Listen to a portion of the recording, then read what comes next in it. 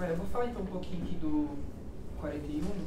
Eu não vou esgotar, eu nem tenho pretensão disso também, todos os elementos que ele traz aqui na seção 41. Mas aqui já termina a 40 indicando, basicamente, está se perguntando o que se de fato todo esse percurso que a gente fez, esse solo fenomênico que ele tentou ganhar com a angústia,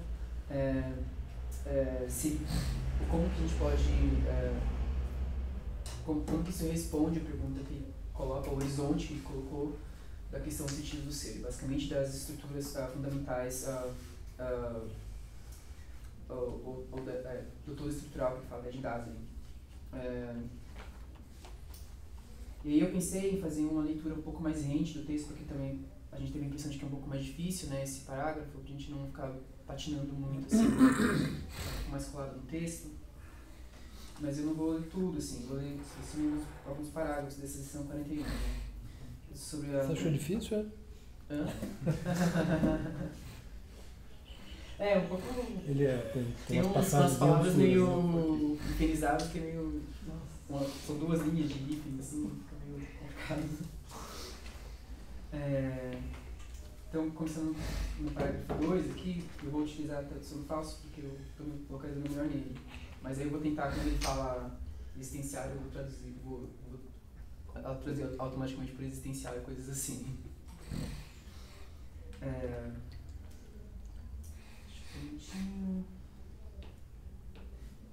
Tá, então ele está aqui tentando retomar a preocupação como essa osória, que ele traduz como preocupação e a massa como cura, como essa estrutura de unidade, né, desses momentos constitutivos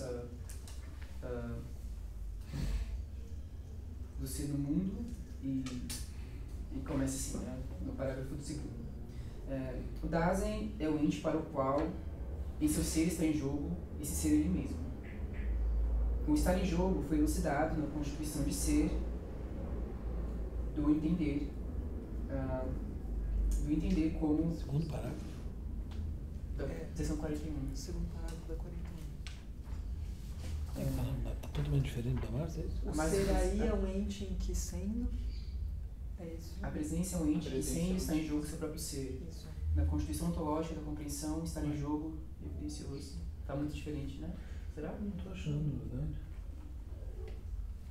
O existir de fato da presença não está apenas lançado indiferentemente. A página 256. Desculpa, viajei aqui. Sabe quando duas colunas?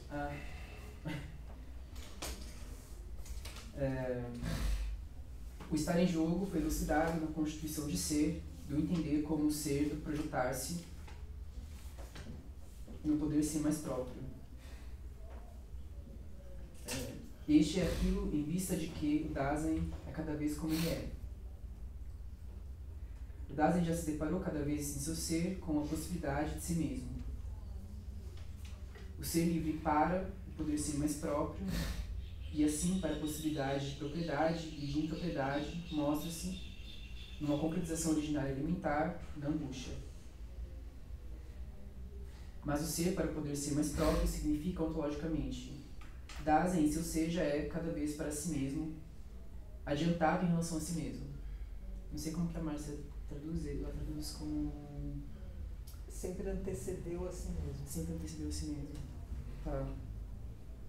Dasein já está sempre além de si, não como comportamento relativo a outros entes que ele não é, mas como ser para o poder ser que ele mesmo é. Essa estrutura de ser do essencial, em jogo, nós a aprendemos como ser adiantado em relação a si do Dasein. No caso dela é ser, ser adiante, né? Preceder a si mesmo na presença. É isso mesmo. Sich vorweg sein, né? Anteceder a si mesmo do ser aí. Da Márcia? É que eu acho que eu estou com uma tradução A gente já está com preceder. Tá. Enfim. Então, basicamente, eu estou entendendo por esse ser adiantado em relação a Dasein, essa dimensão de... ele está enfatizando aqui essa dimensão de futuridade, ou de possibilidade de se projetar de Dasein, né? Então é como se estivesse adiante de si mesmo nesse sentido. Ele consegue visionar ou projetar possibilidades, né? Como é que está no Fausto mesmo? Ser adiantado em relação a si adiado. e finizado. Que é estar adiante de si. Que eu acho que o Heidegger fala... Sich vorweg sein. Vorweg sein, exato.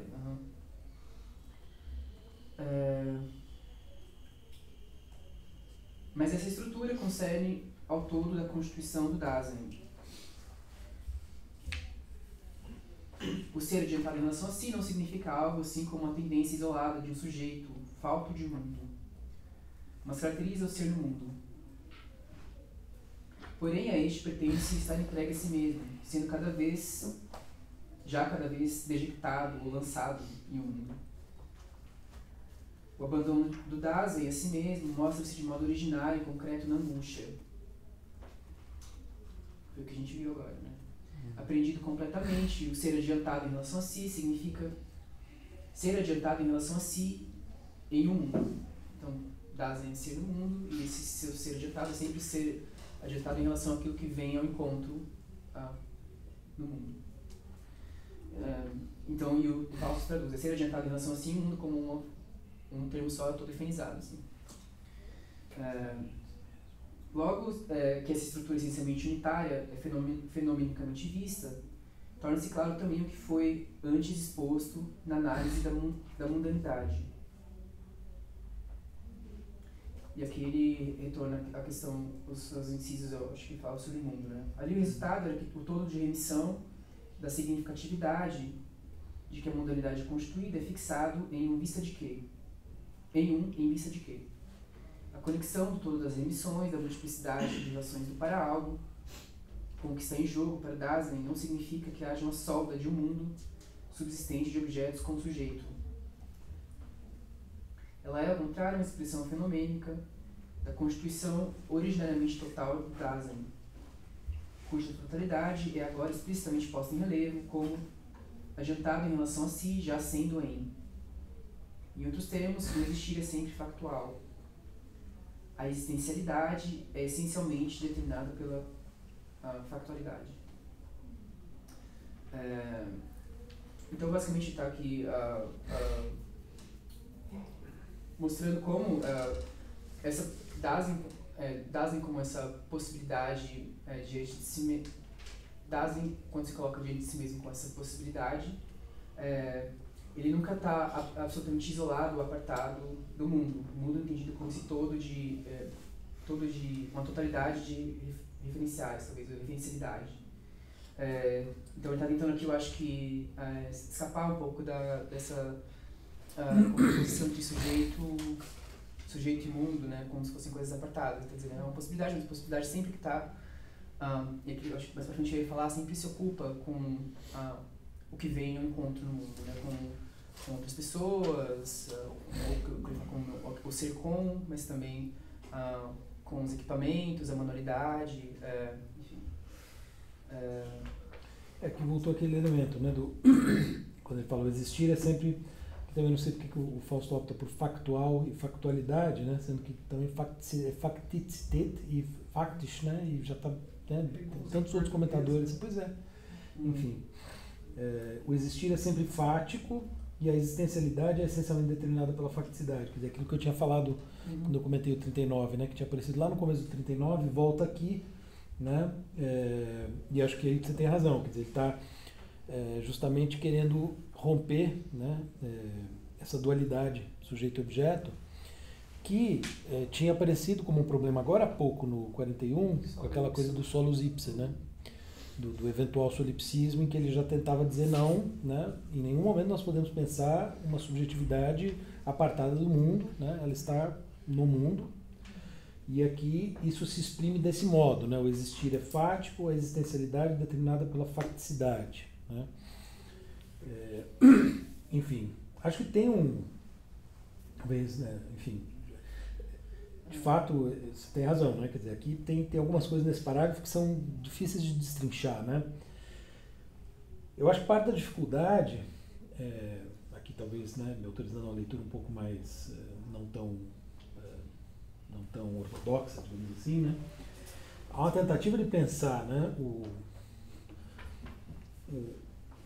o subjetivo, entre aspas, né, como esse existir que nós compreendemos e que, digamos, nas ocupações, no pessoal, no cotidiano, etc., nós chamamos de eu. Tudo bem, esse eu não pode ser determinado substancialmente, né, não tem uma origem aqui, etc., etc., mas tem alguma coisa que nós compreendemos do nosso ser que habitualmente nós chamamos de eu. Né? Bom, o que o Heidegger está dizendo? Esse eu, ele apenas acontece, digamos assim, faticamente, né? Quer dizer, ou seja, no mundo. É como se o ponto de vista interno, entre aspas, também, porque tem toda essa questão, né? Não posso usar nenhuma dessas expressões pelo risco de cair na filosofia do sujeito, na filosofia moderna do sujeito. Então, em princípio, eu não posso falar de eu, não posso falar de sujeito, não posso falar de interior, etc., etc., né? Porque justamente ele está tentando romper com isso. Mas tem alguma coisa que nós compreendemos já na compreensão wagneriana que nós temos do ser, que seria isso que no desenho dele é o movimento da seta. Né? E tem isso, né, que é o que se abre à nossa frente como possibilidades, que é concreto, que é a mundanidade, que é a facticidade. Né? Então, quer dizer, eu não posso pensar um sem o outro, né? Mas, de algum modo, ele está tentando dar conta dessa mesma problemática, digamos assim, né, que foi, digamos, mal resolvida na filosofia moderna, quando se aparta um do outro, quando Descartes, por exemplo, né, coloca o mundo entre parênteses e tenta fundar o eu, né, em si mesmo, sem essa contraparte absolutamente necessária e né, sem a qual o próprio eu é inconcebível. Né? Mas, enfim, então, no mínimo, né, tem esse visar, né, esse elemento intencional, né, quer dizer, tem um olhar aí, que eu não posso chamar de dentro para fora, mas, digamos, corresponde ao que na linguagem ordinária nós chamaríamos de eu e mundo. Vai, né? E como ele precisa dar conta disso, sem recorrer, né, a nenhuma categoria tradicional, ele está fazendo esse esforço, digamos, descomunal, né, para pensar isso tudo, cunhando expressões que, de algum modo, exprimem o caráter essencialmente temporal disso aí. Né? Essa coisa do passado e do futuro. Então, somos lançados e estamos olhando para o futuro. Né? Então, é próprio do ser aí humano estar adiante de si. O que significa isso? Né? Significa que nós não damos um passo, nós não fazemos nada sem ser em função do futuro. Sem ser em função de projeções, porque o agora, no limite, né, não existe. Né? Existe o passado e o futuro. Ora, né, tudo que nós somos em função dessas projeções que nós fazemos de nós mesmos em situações futuras hipotéticas, digamos assim. Né? Então nós estamos sempre projetando nas possibilidades. Isso explica o que nós somos. Né? Não dá para pensar o ser humano sem esse elemento da temporalidade. Acho que porque isso, né, vai ser fundamental ao longo da segunda parte. E esse capítulo é estratégico porque é justamente o cuidado que vai se articular com a temporalidade lá adiante. Né? Então, o que está aparecendo aqui é justamente uma tentativa, me parece, né, de explicar o ser aí humano, né, o ser aí, nessa essência temporal. Né? E aí daí entra essa noção de cuidado, né, que você vai falar em seguida. Né? Não sei se de algum modo... Como que a temporalidade ajuda na questão de fugir de um discurso que use o eu e o mundo? Não entendi assim, a relação. Deixa eu tentar, não sei se vai dar muito certo, mas vamos ver. Aqui, né, nessa caracterização do desenho do próprio Heidegger, né, o que ele está tentando pensar, né? Algo que está sempre acontecendo temporalmente. Na oposição clássica, né, então vamos dizer que eu penso o eu de um lado, né, e o mundo do outro, até para poder pensar essa relação, né, entre duas coisas que são distintas, né, e que são, em princípio, de fato, ou em Descartes, por exemplo, substancialmente distintas, são substâncias diferentes, né, eu tenho aqui uma certa definição do que seria constitutivo do eu e aqui uma certa definição do que seria constitutivo do mundo, né. A princípio, essa relação ela é pensada, então, se são definições que fixam esse significado, né, elas estão sendo pensadas de algum modo fora do tempo, como se fosse uma estrutura atemporal, né, que aí vai ser, claro, replicada no tempo, etc, etc. A gente poderia pensar o seguinte: tanto é que uma das grandes dificuldades para o Kant, né, justamente quando ele está pensando a articulação dos dois lados, é o tempo, né? Ele propõe pensar o tempo e o espaço como formas da intuição, ou seja, como, de certo modo, essa fronteira, né? O modo como nós apreendemos aquilo que está fora de nós, o modo como nós apreendemos o mundo. Só que, a princípio, né, tudo isso está sendo pensado numa espacialidade que o esquema que está ali montado, que ele de algum modo herda, né, da tradição, vai explicando bem até o momento em que é preciso explicar, bom, como é que as coisas se espalham no tempo, né, digamos assim, inclusive as coisas do mundo, né. Daí que o tempo vai aparecer, né, como, de certo modo, né, nesse entroncamento, digamos assim, de eu e mundo, como algo,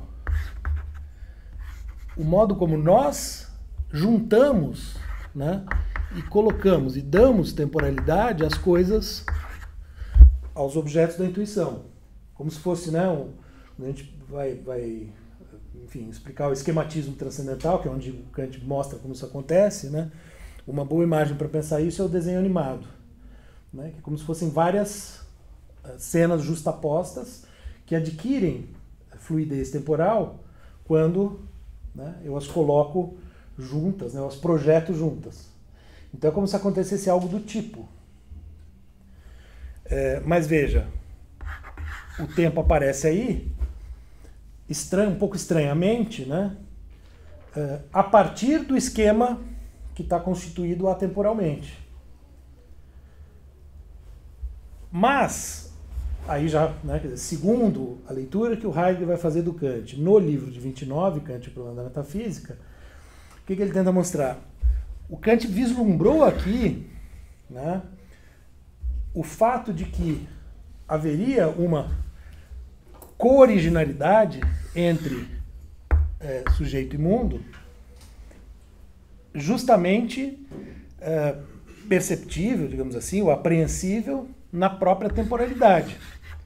Então, a temporalidade é que tornaria possível tanto o eu, tanto isso que seria o pensar, a atividade pensante, como o intuir, duas atividades do sujeito, a gente poderia agora dizer, né, em termos de ser e tempo, dois modos de acontecer que são próprios do ser aí. Que teriam, então, no tempo, ou na temporalidade, né, o seu fundamento comum. Então, isso sim daria conta de explicar sujeito e mundo como, digamos, as duas faces de uma mesma e única moeda, de uma mesma e única realidade. Né?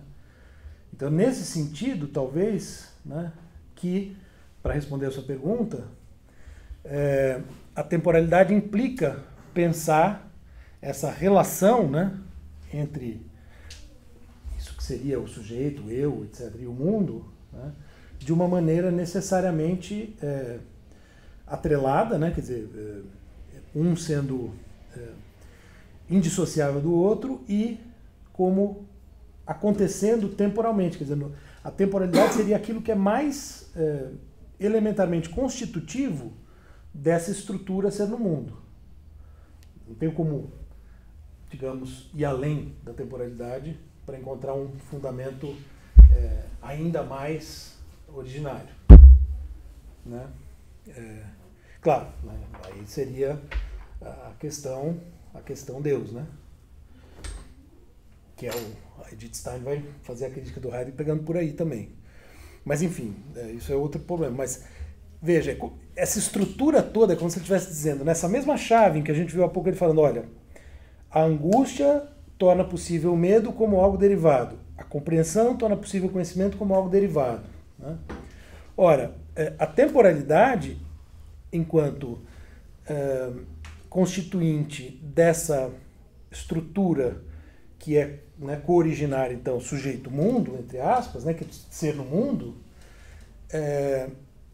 explica via compreensão e via uma filosofia estabelecida de modo estritamente mental, abstrato, teórico, por que os filósofos chegaram a essa compreensão equivocada. Porque eles tentam, né, a partir daqui, que é um construto, digamos, em alguma medida artificial, para pensar o conhecimento, tentam retroceder com esse esquema até aquilo que seria o fundamento. Não conseguem. O Kant teria, de certo modo, chegado a uma espécie de limite extremo desse paradoxo. Quando ele, de um lado, fala não temos acesso à coisa em si, mas de outro tem que dar conta de explicar por que o mundo acontece temporalmente dentro desse esquema, o que não dá certo, porque a rigor, do ponto de vista do vocabulário kantiano, ele só poderia pensar isso indo para a coisa em si. Como ele vai de fato depois. Só que aí numa chave que já não seria teórica, né, aí é o truque para poder voltar com Deus, a alma, etc. Né? Então, vamos dizer, aqui estaria talvez o buraco no esquema kantiano que permitiria tirar a coisa em si de cena e colocar a temporalidade como fundamento último aqui, para pensar ser no mundo, né, em termos heideggerianos. Eu acho que, em grande medida, é isso que o Heidegger faz no livro sobre o Kant, de 29. Pegando algumas passagens ali do Kant em que teria havido esse vislumbre. Né? Claro, Kant não seguiu essa pista, digamos assim, né? Mas é um pouco isso. Então, e veja, o Kant está ali numa espécie de limiar, né, entre a filosofia moderna, da subjetividade, pensando sujeito e mundo ainda, de algum modo, apartados, mas já abrindo para uma cena posterior em que os filósofos vão tentar superar essa dicotomia. Começar por Hegel, Schelling e Fichte, cada um para um lado, né, mas todos eles têm em comum o intuito de superar essa dicotomia. Só que, segundo Heidegger, sem sucesso. O Nietzsche sem sucesso. Né? Ele estaria, de algum modo, conseguindo isso. Né? Se a gente aceita todas essas premissas, isso seria um modo de compreender. Então, por isso, não sei se faz sentido, mas é um pouco por aí, né? Que a temporalidade estaria justamente aí no cerne dessa tentativa de criar vocábulos, né, para pensar como nós acontecemos.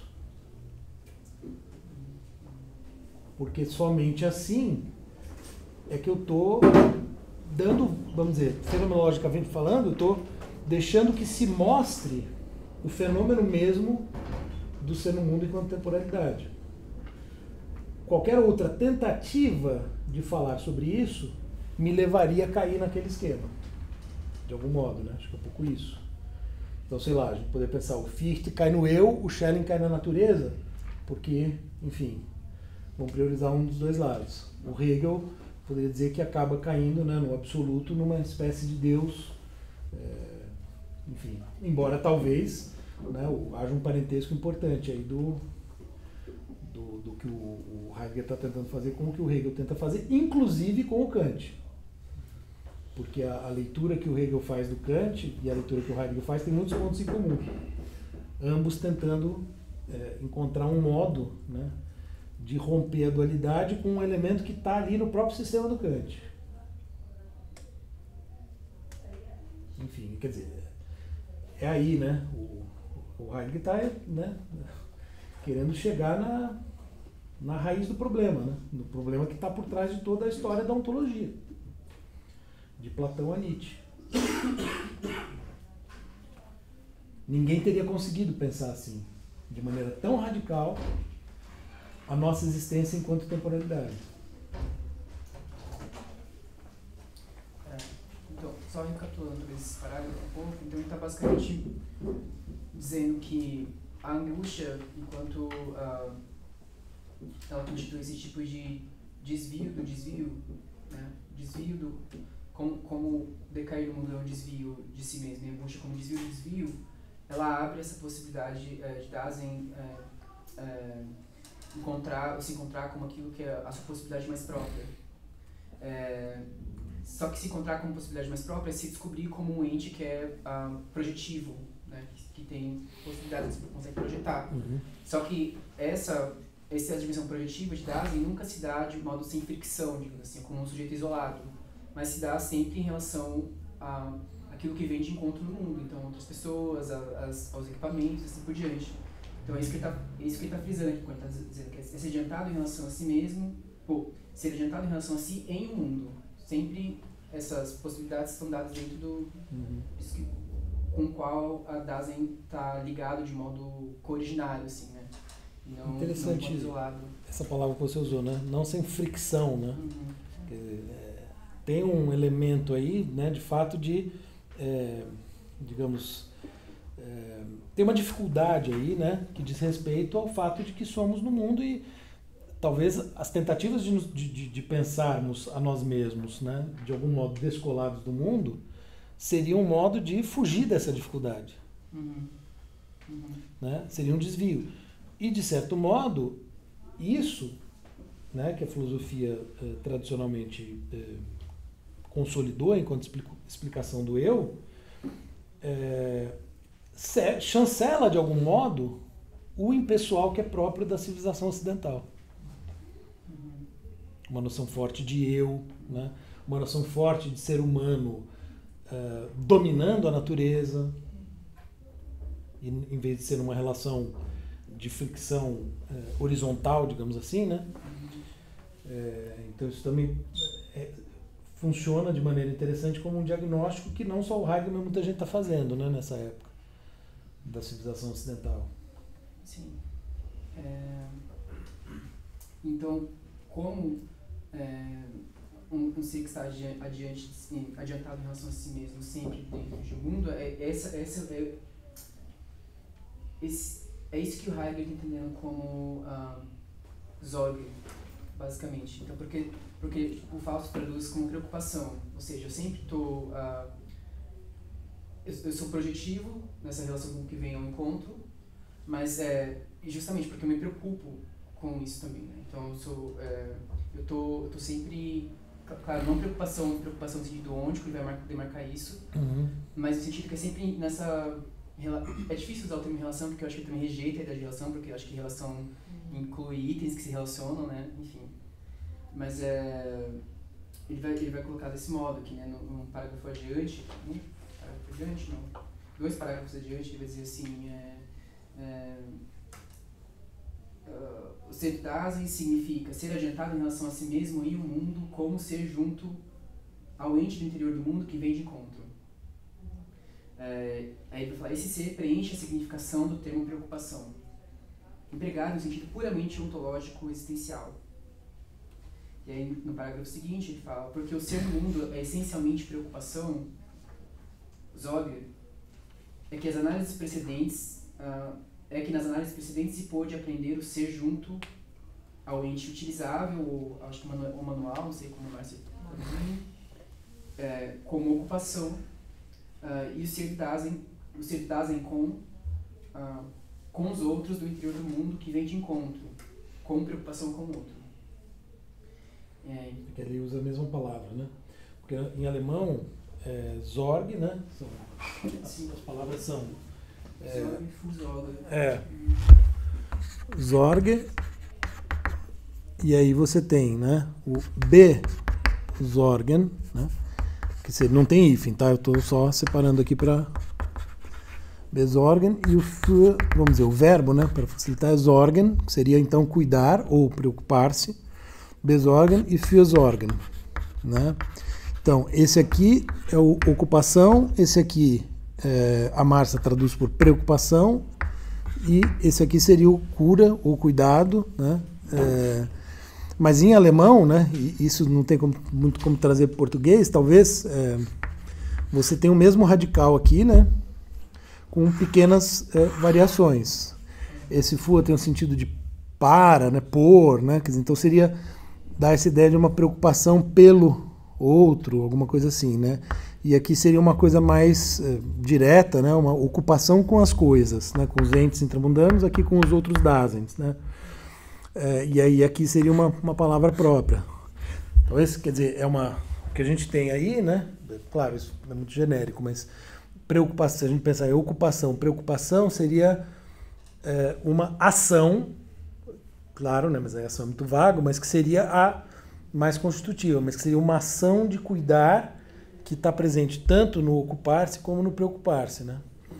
Mas seria cuidar, né? Sempre num sentido muito, vamos dizer, amplo, né, do termo, que não coincide com o sentido que a gente dá à palavra no dia a dia, né? Ou seja, como cuidado, né, cuidar de um paciente, né, cuidar, é um cuidar assim no sentido quase de tocar a própria vida, né? Assim, cuidar da própria, quando a gente fala cuida da sua própria vida, né, é um cuidar nesse sentido mesmo, né, de simplesmente tocar a própria vida. E tocar a própria vida significa o quê? Significa isso, significa ir vivendo sempre em função do futuro. Se ocupando com as coisas, se preocupando com os outros seres humanos, etc, etc, né? E, enfim, cuidando, né? De algum modo, lidando, administrando esse intervalozinho aqui antes da morte, né? Esse período de ter esse lapso temporal que antecede a morte, que vai ser justamente por conta de toda essa estrutura que está aqui colocada, né, ser adiante dele, né, a gente está sempre agindo em função do futuro, como eu disse antes, a única certeza é a morte, né, então evidentemente ela vai ter um papel importantíssimo na autocompreensão que o ser aí tem de si mesmo. Mas isso já esse cuidado já é fora da impessoalidade ou ele está dentro também? Não, todas as categorias não porque ele contrapõe, mas todas as noções existenciais, elas valem tanto para o impessoal como para o, né, valem tanto para o modo inautêntico ou impróprio, como para o modo autêntico ou próprio, né? Nós somos isso sempre. Em qualquer que seja o modo em que nós estamos sendo, nós somos sempre isso daí. Só que o que acontece é que no impessoal, acho que isso talvez apareça no texto daqui a pouco, né? Mas no impessoal, digamos, aí seria também, né, difícil encontrar uma boa palavra, né? Isso acontece como que, digamos, de maneira completamente involuntária, né? Porque o nosso agir, ele se dá sempre em função de como a gente age, os outros agem, né? Como se age, né? Esse é o registro da impessoalidade. Ao passo que no modo autêntico haveria algum elemento voluntário, algum elemento de escolha, né, que é difícil precisar exatamente qual é, né?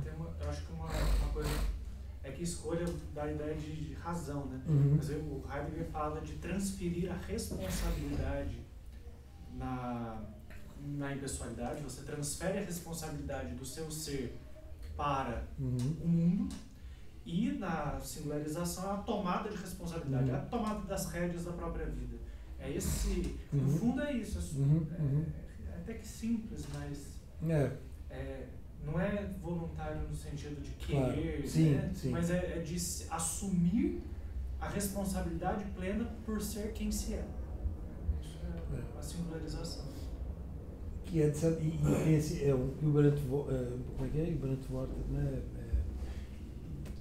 Quase como se fosse um sobrecarregar-se de si mesmo, né? Assim, ele fala em desonerar-se, né? Numa impessoalidade, onerar-se. Isso. Reonerar-se. Né? Quer dizer, você assumiu o fardo de existir, né? Um pouco isso. Não sei se faz sentido isso, mas às vezes quando a gente vê placas, né, por exemplo, de perigo, às vezes a gente vê cuidado, né? Em outras línguas está danger, né? Alguma coisa assim, é sempre perigo, mas às vezes a gente usa cuidado como uma ideia de um alerta, referente a alguma coisa que pode se quebrar, alguma coisa que pode te ferir, né? Então parece que aqui já não é mais, acredito que é a etimologia da palavra, mas aqui um certo uso que a gente usa, né? Um certo uso que a gente faz da palavra cuidado, está referente assim a essa percepção de alguma coisa que pode se quebrar, né? Pode se quebrar a qualquer momento. É interessante isso. Porque que vai quebrar, vai, né? Porque a gente sabe que a morte está ali na frente. É meio como que evitar que se quebre, né? Sim.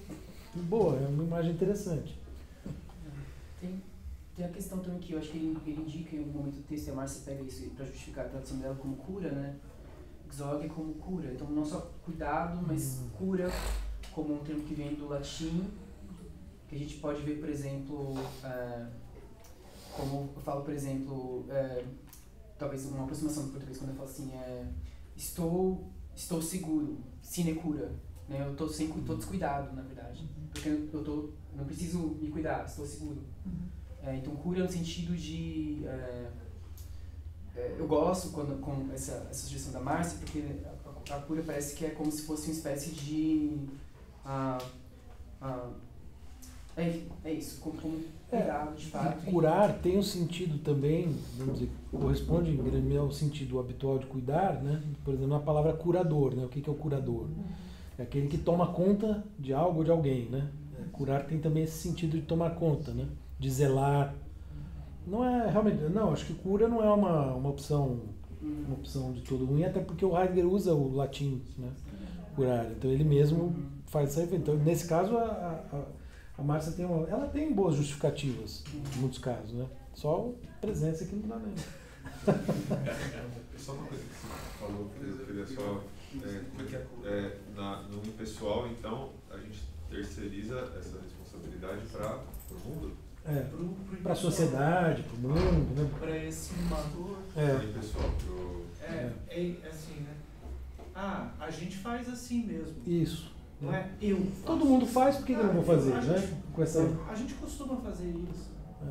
E aí que o Sartre nada de braçada, né? Com a questão da responsabilidade. Como e da má fé. Isso é uma fé, né?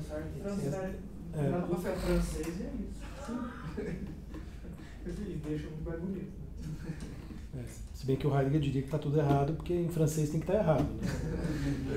Não é grego nem alemão. O Lacan fala um pouco, desculpa, só um último comentário, faz uma diferenciação entre ficar atendendo a demandas e a estar na via do desejo, né? Do próprio desejo. Desejo é demanda, mas é porque a demanda é uma coisa que está no imediato, né? Que é ocupação. Ocupação. Não, peraí. Demanda e desejo como coisas diferentes, sim, né? Isso. Sim. Porque a demanda, a primeira coisa que a pessoa fala é a demanda. Ela quer se livrar da dor de cabeça, ela quer se livrar, ela quer mudar, ela quer se adequar a acordar cedo. Responder 75 mensagens de WhatsApp. Sim, tá, e o desejo se esconde na hora que você vai rodando esse monte de coisa que vai aparecendo aí no dia a dia que eu tenho que dar conta. é que a demanda leva... que assim, né? O Lacan, você tem que negar essa demanda. Né? Porque o sujeito ele chega mais ou menos falando assim, resolve para mim o problema. Né? O que eu consigo fazer para que eu não precise lidar com o meu desejo e você pegue esse meu papo sintomático e você me coloque aqui nessa impessoalidade de novo. Né? O paciente espera isso do Ele terapeuta. espera isso, ele quer que você reinstaure ele na impessoalidade. Só que você tem que quebrar isso para colocar ele diante do desejo. Né? É mais ou menos Que no isso. caso Quer dizer, seria colocar na rota da Uhum. autenticidade. Ele olha pra você e fala, eu quero mudar pra Jabuticabal. Daí você olha, mas por que você quer mudar pra Jabuticabal?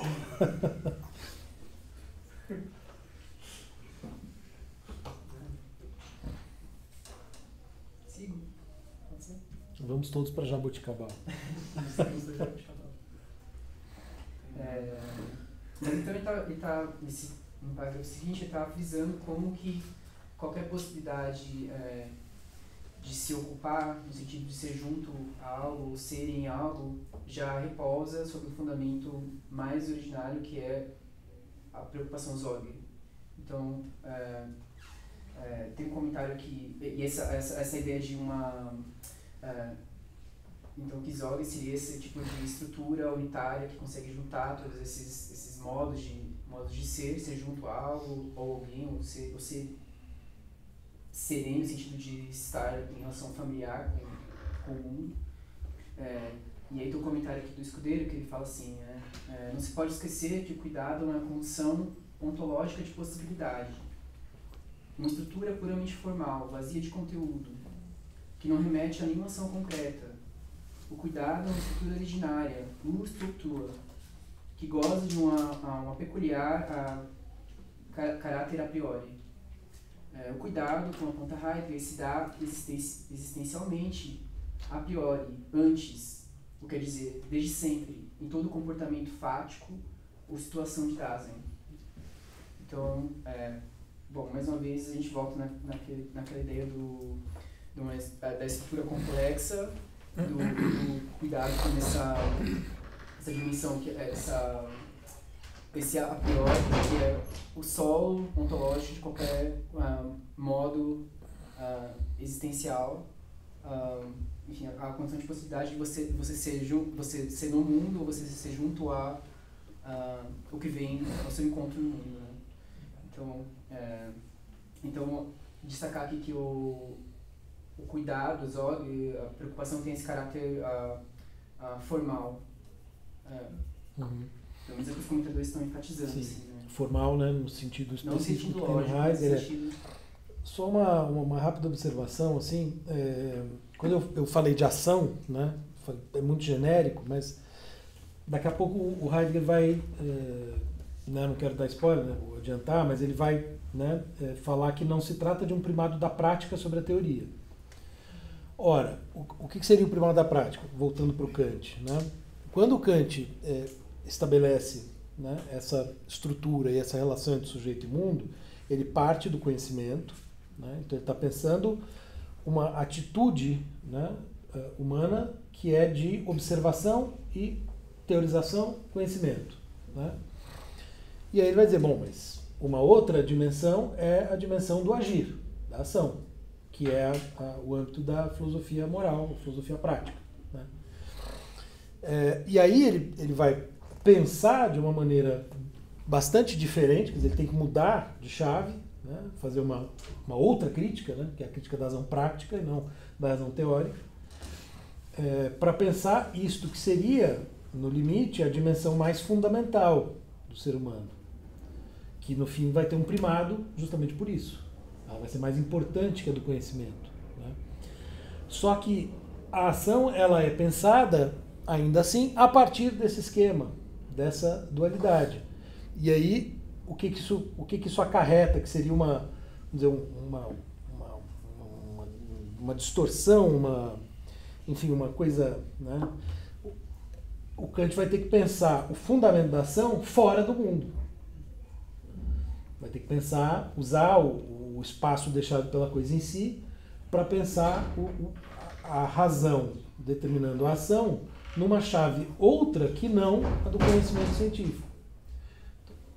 Aí vem né, por isso que quase uma aberração, digamos assim, do ponto de vista dos pós-kantianos, né? Porque cria-se a cisão razão-natureza que o Hegel vai, né, tripudiar. Ora, de certo modo, né, o que o Heidegger está dizendo? Há, de fato, né, quer dizer, o constituinte existencial mais básico é uma forma de ação, sim. Né?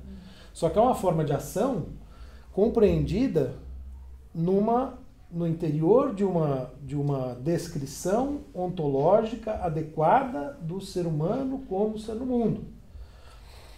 Que, então, coloca essa ação não como mais importante do que o conhecimento, né? Não se trata de pensar essa hierarquia, ela simplesmente é anterior, ontologicamente falando, e o conhecimento nada mais é do que uma forma de ação. Né? Então, de certo modo,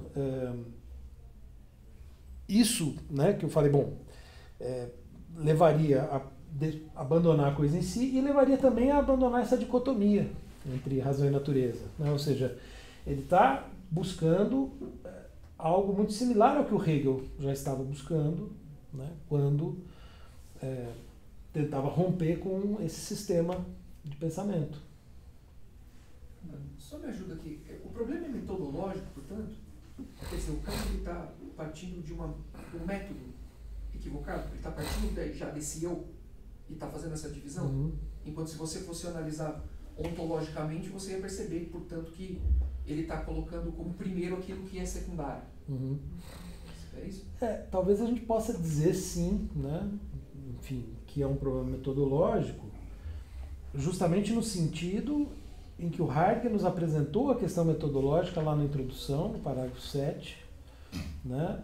Mostrando como a fenomenologia, no sentido que ele está dando a palavra, buscando lá nos gregos, né, a acepção correta, seria o modo correto de acessar o ser humano, de acessar o ser do ser humano.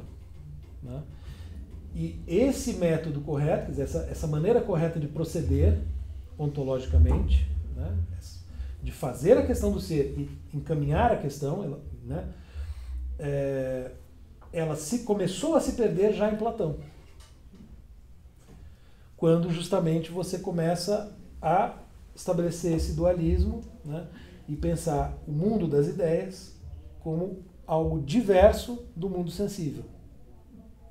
E aí isso viria se arrastando por toda a história da ontologia, até, inclusive, esses que já pretendiam superar, como Hegel e Nietzsche, por exemplo. Então acho que dá para pensar nesses termos, né?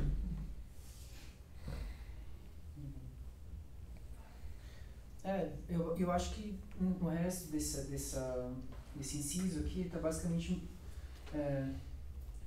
ele continua nesse mesmo argumento, né, de como qualquer tipo de ação, de relação política, qualquer coisa que a gente possa fazer no ação no âmbito fático, não sei se a gente pode chamar assim, depende, ela é fundamentada ontologicamente na exorgue, no cuidado, na cura. E aí ele vai falar também a mesma coisa pro desejo, pro querer, e aí ele vai fazer, enfim. Eu não pretendo, na verdade, entrar nessa parte que fala sobre o desejo, querer, a inclinação, ou aspirar, porque pra mim é a parte que menos me interessou, na verdade, desse inciso. Você fala, talvez tenha um comentário a tecer sobre isso, mas eu iria já mais pro último parágrafo desse inciso, porque eu queria talvez pegar um inciso 42, assim. O interessante desse, né, desse diálogo, quando ele fala não é desejo, não é vontade, eu acho que eu já adiantei, né?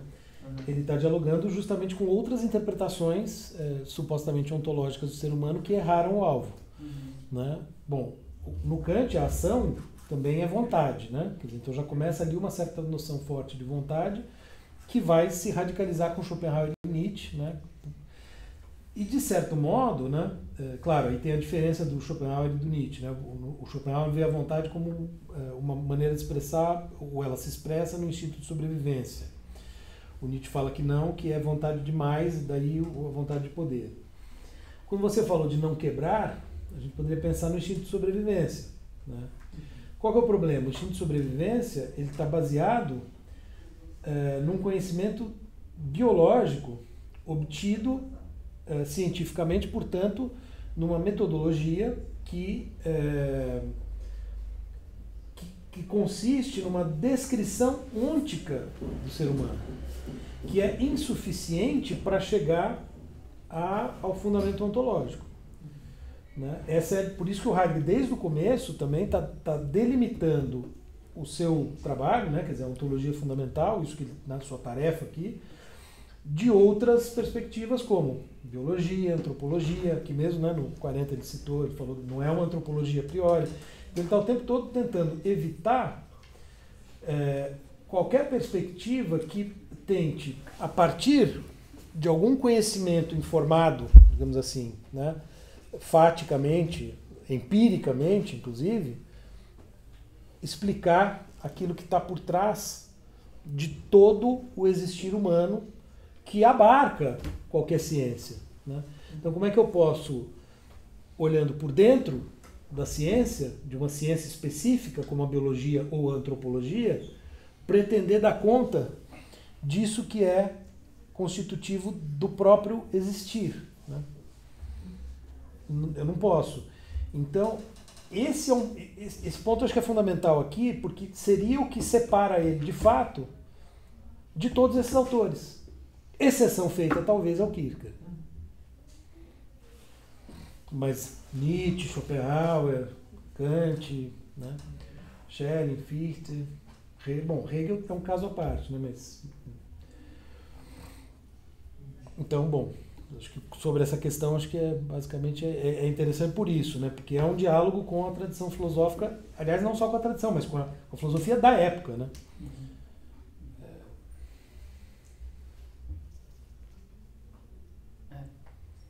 Mas enfim. Alguma coisa sobre isso, fala.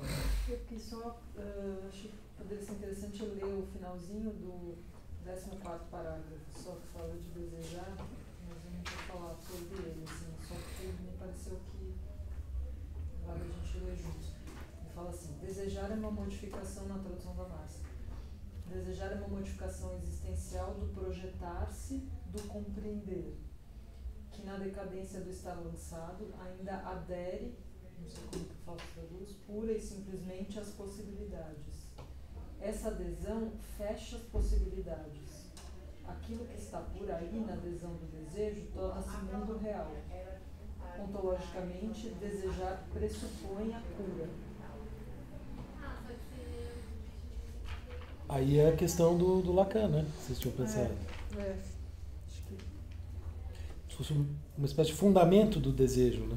É porque o desejo, ele não tem objeto, e a relação do sujeito com o desejo é instaurada pela angústia.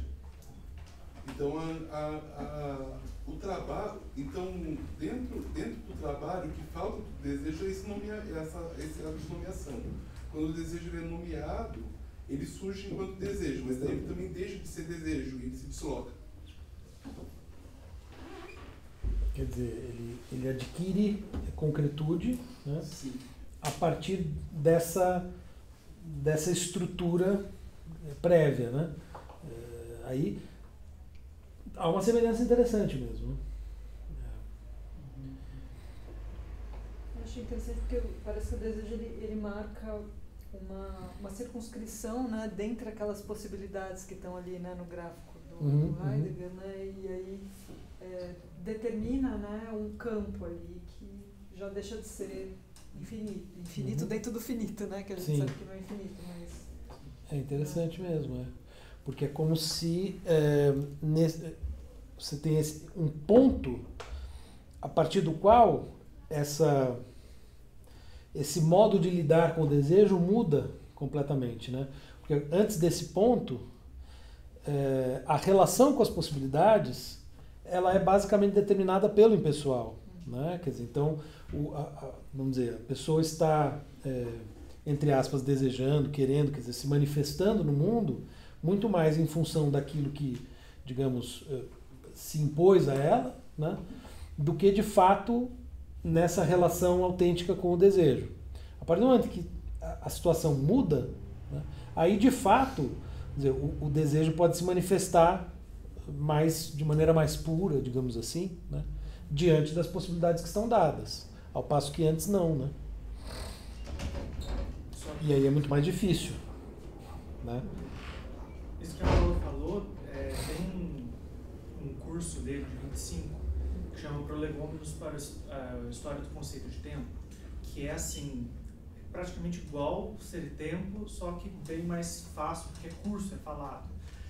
E lá ele se demora muito mais na diferença entre o querer, o impulso, o desejo e tal. E o que ele fala? É exatamente isso, né? Tanto o impulso, o desejo, a vontade, eles acabam colocando algo em foco em detrimento do resto. E daí ele fala, eu só posso colocar alguma coisa em foco se antes eu abrir um campo de possibilidades nas quais isso que ficou em foco apareceu. Então é uma questão assim, eu primeiro preciso abrir o campo de possibilidades e depois escolher um pedaço desse campo. Agora, esse abrir originário do campo de possibilidades, ele chama de existência, que é o cuidado, né? Então, por isso que o desejo é derivado da abertura do campo. E por isso que é puramente formal. E o impulso e tudo isso. A abertura do campo é dada pela angústia, então é realmente... Não, a angústia, ela te faz perceber que o campo está aberto, porque o que abre o campo é o existir. É o existir. E a angústia faz você perceber. É o que te traz para a volta para você mesmo, com pura abertura de campo. Tá, é por isso. Ou seja, na chave singular aí, né? Por isso que a singularização vai ser fundamental. Porque antes é aberto, mas como que ele é preenchido, esse aberto, né? Como é que as possibilidades são... O tempo todo. Ele é preenchido pelo impessoal, né? Então, do ponto de vista do indivíduo singular, ainda que a palavra indivíduo seja proibida, mas, né, sem me preocupar muito com isso, para o indivíduo singular, essas escolhas, essa relação com as possibilidades, ela é determinada pelo impessoal. A angústia, ela abre para esse indivíduo singular. E abre para, aí eu acho que volta aquele elemento que eu mencionei da sobreposição entre texto e ser aí, para a ontologia, para a compreensão ontológica do próprio ser aí. Então a angústia abre tanto, né, para o indivíduo na sua singularidade, na sua relação com o mundo, em função das possibilidades, etc, etc, como abre para a filosofia aqui a compreensão ontologicamente adequada.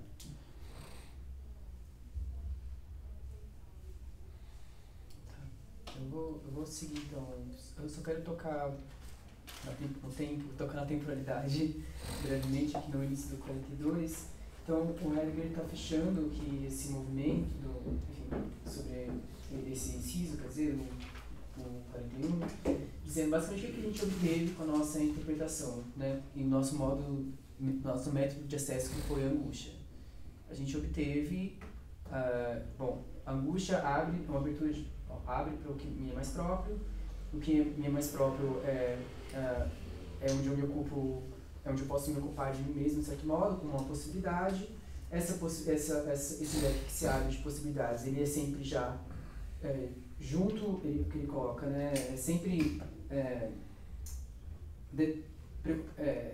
não sendo adiantado em relação a si, no já serem, sendo junto a.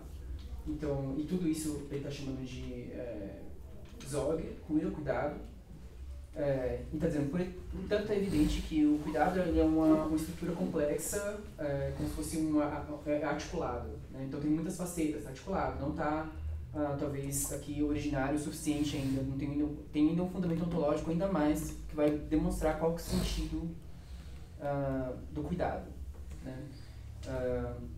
E é o que ele vai dizer, o que eu estou argumentando aqui sobre o cuidado pode parecer meio estranho, pode parecer meio heterócrito, sei lá, mas eu tenho uma prova que vai mostrar que, na verdade, isso já faz parte de uma compreensão pré-ontológica de Dasein sobre si mesmo, e essa prova é um mito, uma fábula, que ele vai dizer que, enfim, é um pré-conceitual, pré-ontológico, foi obtido, portanto, antes desses conceitos filosóficos, né? E a fábula, que é a fábula de Gino, né? Talvez que então essa fábula de Giner vai tratar de um enunciado retirado da história de Dasein. Dasein, como diz Heidegger na introdução, é ele mesmo histórico, o seu ser é caracterizado pela historicidade. A historicidade é determinante, constituinte de Dasein, né? E aí então Heidegger está recorrendo a essa história, essa fábula como uma espécie de testemunho, um testemunho na história da humanidade, que vai mostrar como de fato Zog tem um papel aqui de base ontológica, mas essa confirmação é pré-ontológica. O que é que isso possa dizer assim? Enfim. Não, acho que, vamos dizer, aí você poderia pegar, né, por que ele escolheu especificamente a fábula de Gino, por que né, ali nessa foto teria acontecido isso, bom, deixa pra lá. Mas, vamos dizer, poderia pegar qualquer manifestação cultural humana de alguma época anterior e falar assim, olha, ainda não se tinha a metodologia, né, as ferramentas, entre aspas, adequadas para uma compreensão ontológica. Mas veja, a compreensão ontológica só é possível porque nós, desde sempre, como ele afirma desde o começo, já temos uma compreensão vaga do que é ser. Sim. Então, em manifestações culturais diversas, quer dizer, narrativas sobre a vida humana, narrativas religiosas, né, míticas, etc., você pode, né, eventualmente ter um reflexo, ou melhor, você pode ter um insight dessa compreensão que ele está agora desenvolvendo, mas que ainda não se articulava ontologicamente, né? Quer dizer, ainda não tematizava de maneira adequada a questão das estruturas existenciais, etc, etc. Mas é como se ele falasse, ó, tinha um insight ali, né, que estava, assim como numa chave bem diversa, né, eu estava falando, quer dizer, ele está dizendo, olha, o Kant ele teve ali o insight, né, ele não perseguiu, mas nem poderia, se a gente pensar em como o próprio Heidegger depois vai pensar a história da metafísica como história do ser, né? O Heidegger só é possível porque antes dele houve o Nietzsche, porque antes do Nietzsche houve o Kant, e assim por diante, né? Então, de fato, ainda não, na época o Kant não tinha como, né, chegar onde o Heidegger chegou. Mas isso, enfim... eu estou dramatizando aqui, mas na verdade o Heidegger já anunciou desde a introdução que ele iria prover uma confirmação pré-ontológica da investigação que seria obtida através de Dasein como modo de acesso da ontologia fundamental, etc. Mas já tinha dado spoiler que ele ia fazer isso, mas agora é surpreendente o modo como ele faz isso, eu acho. Sim, sim, meio, né, surpreendente, né? É uma espécie de plot twist, né? Então, é muito emocionante tudo isso, assim. Eu pensei em ler, talvez, brevemente, esse mito. Ele fala, né? Eu acho que ele tira de um tal de... Buddha, como que é? Ele cita o nome, Buddha, eu acho, enfim. Ele fala, certa vez... Aqui eu vou utilizar da Márcia, tá? Certa vez, atravessando um rio, Cura viu um pedaço de terra argilosa. Cogitando, tomou um pedaço e começou a lhe dar forma. Enquanto refletia sobre o que criara, interveio Júpiter. A Cura pediu-lhe que desse espírito a forma de argila, o que ele fez de bom grado. Como a Cura quis então dar seu nome ao que tinha dado forma, Júpiter a proibiu e exigiu que fosse dado o nome. Enquanto Cura e Júpiter disputavam sobre o nome, surgiu também Terra, Telos, querendo dar o seu nome, uma vez que havia fornecido um pedaço de seu corpo. Os disputantes tomaram Saturno como árbitro. Saturno pronunciou a seguinte decisão, aparentemente equitativa. Tu, Júpiter, por teres dado o espírito, deves receber na morte o espírito.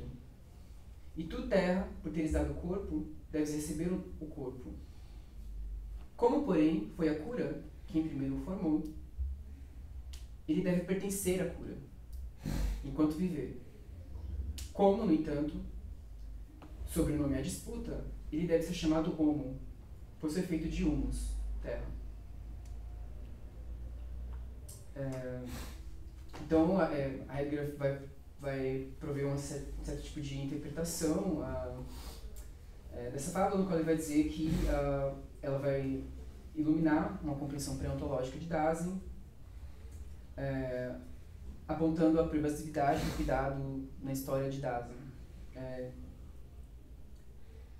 E aí ele vai seguir falando, né, que, então, essa fábula aqui tem, eu tinha uma anotação aqui que eu não estou conseguindo localizar, mas então é uma fábula sobre a origem do ser humano e os elementos que estão nessa composição, né, do ser humano. Então você tem Telos, a deusa da terra, Júpiter, que é o deus do céu, que é o que dá a alma, e a estrutura fundamental desse composto humano tem o selo do cuidado, porque foi o cuidado que modelou essa argila da terra. Né? Então, Heidegger vai colocar aqui, né? Vou seguir. Esse testemunho pré-ontológico adquire um significado especial, não somente pelo fato de ver a cura como aquilo a que pertence a presença humana, o Dasein, né? Humano, enquanto vive, mas porque essa primazia da cura emerge no contexto da concepção conhecida em que o homem é apreendido como composto de corpo e espírito.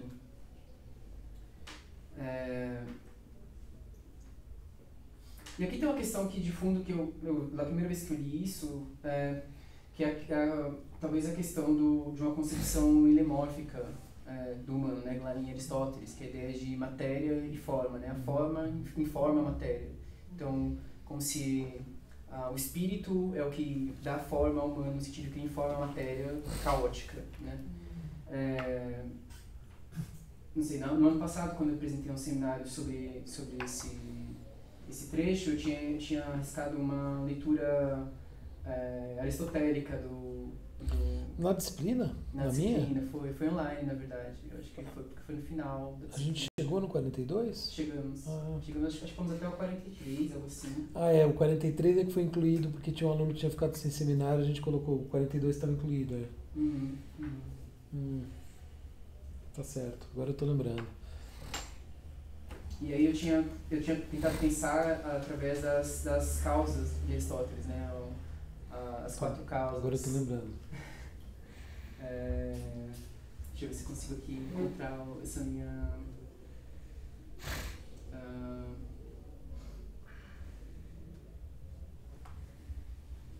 Então, a minha leitura, eu sugeri, né, que a causa eficiente, a causa material é a Terra, a causa eficiente é cura, e Júpiter, que na mitologia é o rei dos deuses, e Saturno, o tempo.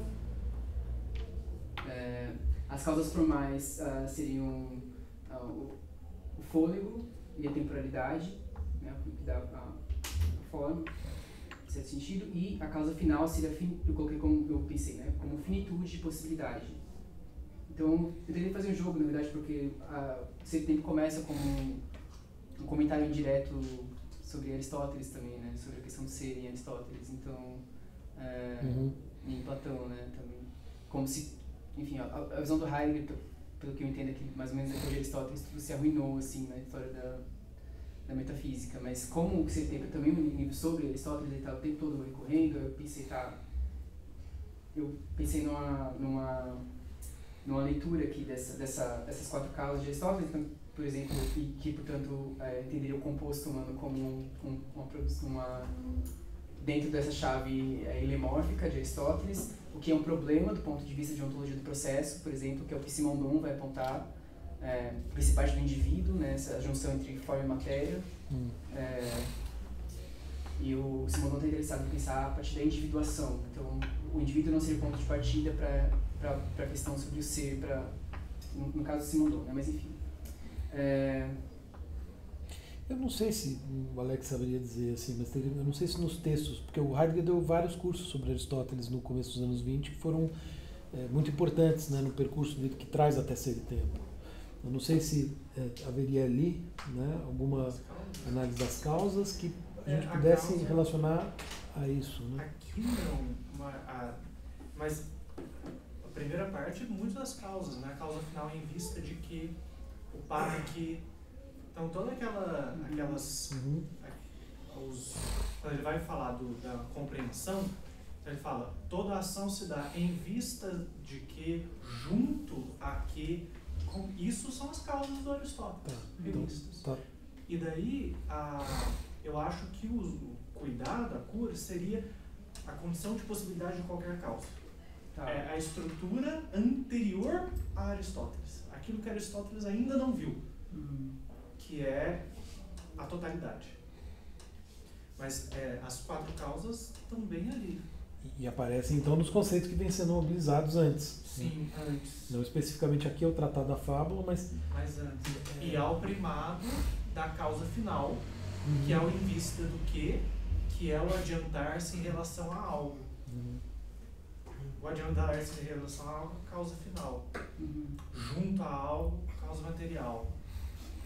Tem que ver exatamente quais são, mas algo correspondente assim, certinho. O Volpe, que trabalha muito bem isso. Inclusive foi professor da Miquela, né? A Miquela fala assim, quando foi ter o curso de Ser e Tempo, foram 6 meses, 5 meses de Aristóteles e um de Heidegger. O curso era sobre Ser e Tempo. Eu lembrei agora de um comentário que a Kília fez uma vez, que ela falou que essa ideia de causa formal, causa material, e Aristóteles, como é traduzido, foi meio engessado como ele foi estudado na Idade Média, assim, escolástica. Mas ela sugere algumas traduções nesse sentido, que são muito mais dinâmicas, né? Das causas que existem junto a algo, para algo, em vista de quê, algo assim, nesse sentido. O Heidegger também, né? Várias vezes a gente pega ele justamente mostrando como as traduções latinas deturparam, né, o sentido originário dos conceitos gregos, né, das noções gregas. Bem interessante isso daí, né? Porque... Só queria fazer uma pergunta. Você falou que o Heidegger, o Aristóteles não tinha vislumbrado a causa é causa? Porque assim, antes de toda a causa, diria o Heidegger, precisa ter um todo, que é o ser humano, assim, né? Que é o todo do ser humano. Esse todo ele está chamando de zóbio, né? Cuidado. É isso que não foi vislumbrado.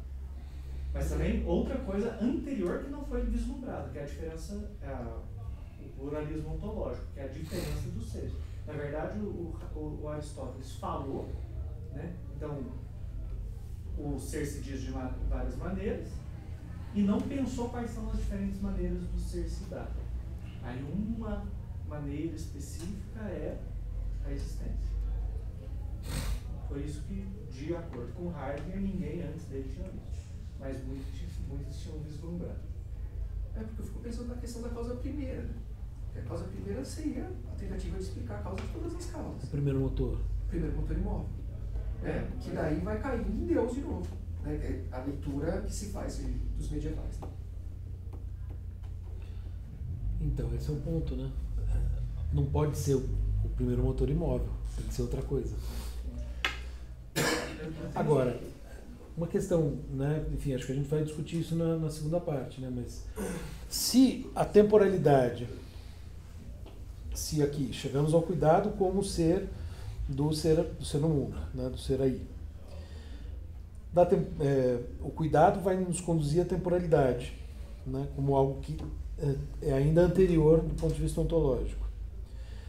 Esse deveria ser o canal, o caminho, né? O gancho para chegar no ser enquanto tal. Né? O ser enquanto tal seria um só ou não? Porque esse é o ponto. Quando a gente fala em pluralismo ontológico, né, e você supõe vários modos de ser, bom, mas se a temporalidade está em todos, isso bagunça um pouco, né, a ideia de pluralismo ontológico.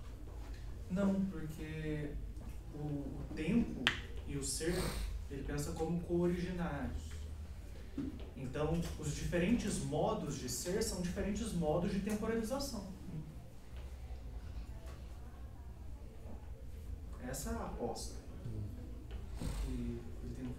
Eu tinha só um comentário, que a questão assim, é que o ser aí ele não é complexo, ele é simples.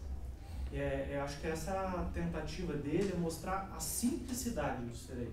Simplicidade não fácil, né? Mas que é uma estrutura unitária, é uma coisa só. E os diferentes ângulos pelos quais ele viu antes não podem desmentir essa unidade. Por isso, tanto a angústia quanto o cuidado tem um papel metodológico muito importante aqui, que é mostrar a unidade do ser aí. É muito mais... A angústia também, eu realmente não consigo ler que ele está descrevendo uma vivência. Ele não está descrevendo uma vivência. É um passo metodológico apenas para conquistar o todo, a totalidade do todo estrutural. Não, mas Ele na não pode conferência de descrever. 29 você não pode dizer que não é uma vivência. Ele não está descrevendo uma vivência específica. Na conferência de 29 Não, tá. aqui não. Mas ele está supondo. Eu não vejo contradição entre aqui e a conferência de 29. Não consigo ver ele descrever uma vivência aqui, porque uma vivência é uma coisa específica.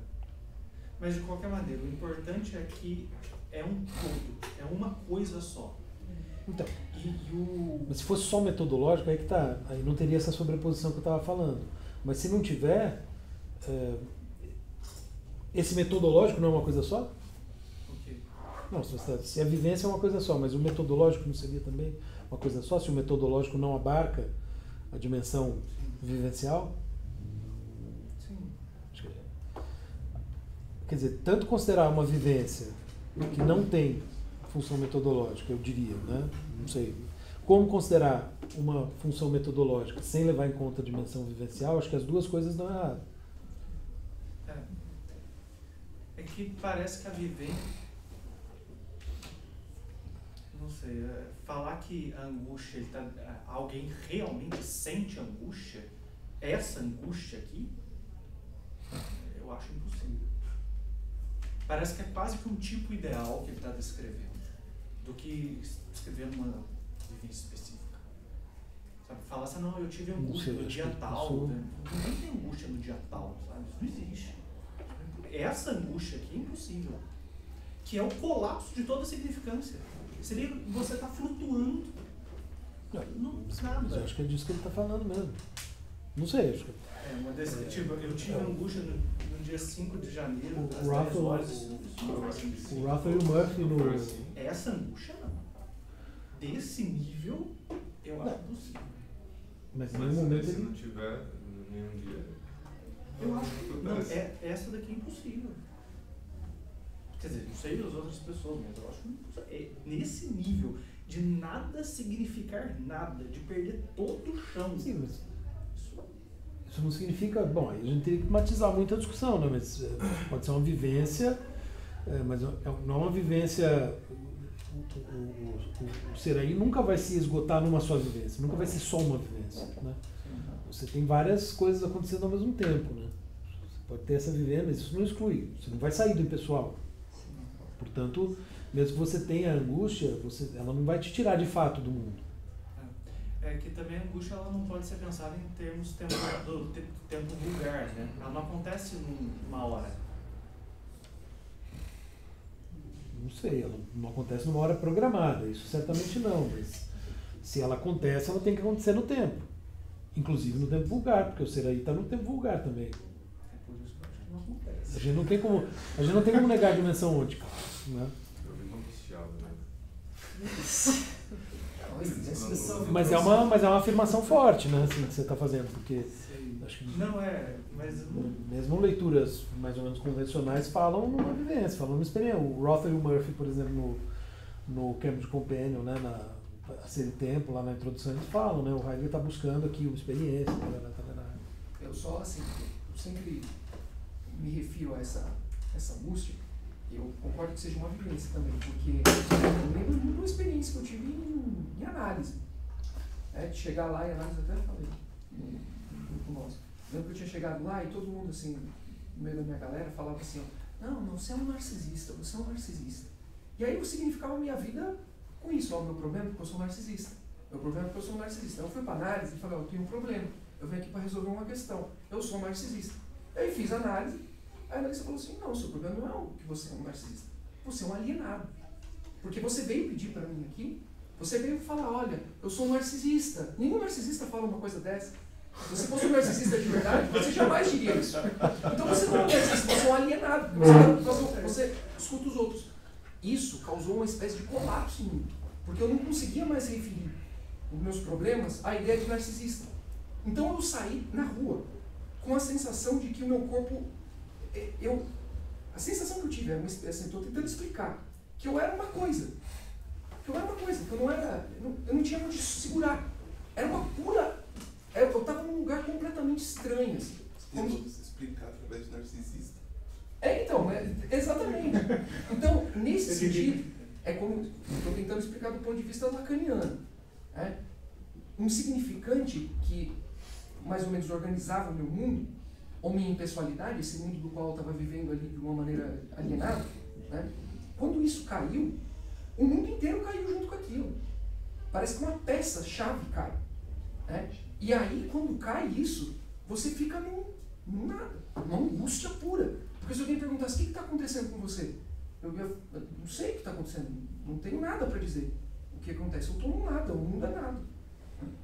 E experiências também de, por exemplo, a gente escuta muito quando alguém tem uma experiência de... Eles chamam até de pessoalidade mesmo. Por exemplo, quando alguém tem... Isso acontece muito com o uso de maconha. A depender do efeito, o sujeito ele cai numa espécie de despersonificação. E isso é a experiência da angústia pura. Né? Que, assim, a gente também aproxima muito disso da psicose. Né? Então eu acho que é possível sim a gente pensar num é que assim, num nada. Aqui, do que ele está falando, alguém, se você vira para essa pessoa e fala, o que é isso? Ela não consegue falar a palavra cadeira, não consegue andar, não consegue levantar, não nada. Do jeito que ele descreve aqui. A pessoa não consegue ficar em pé. Só que você ficar em pé tem um mínimo de significado. Mostra, Alex, mas mostra no texto onde está isso. Não, o colapso dele dá significância. Sim, mas... Mas ao mesmo tempo que ele fala dessa vivência, em que há o colapso da significância, ele fala, você não sai nunca do impessoal, então a gente não perde a linguagem. Alex, é o peso que você está dando para a palavra colapso e significância. Sim. É por isso que eu acho que é só metodológico. Bom, acho que os analistas aí podiam dizer que é uma resistência, né? Então... Eu lembrei a palavra como se fosse uma coisa tão que você não consegue ver aquilo acontecendo no real. Daí você recorrer a falar que é um tipo ideal. Um tipo ideal, pensar de uma maneira weberiana, ele não existe. Mas as coisas tendem a ele, de uma forma ou de outra. Então, de uma forma ou de outra, o tipo ideal existe e é retirado da realidade. Mas o Heidegger não poderia estar falando de um tipo ideal aqui. Não. Isso seria uma contradição, faria colapsar o sistema dele, isso sim. Porque você não pode pensar só uma dimensão compreensiva sem pensar a dimensão afetiva e linguística ao mesmo tempo. Então, tem que ser uma vivência. Se não for uma vivência, o que é? Não sei, é uma boa questão, mas... Fala, Carlos. Não, eu ia falar que eu concordo um pouco com ele aqui, já conversei com o Alex sobre isso e tal.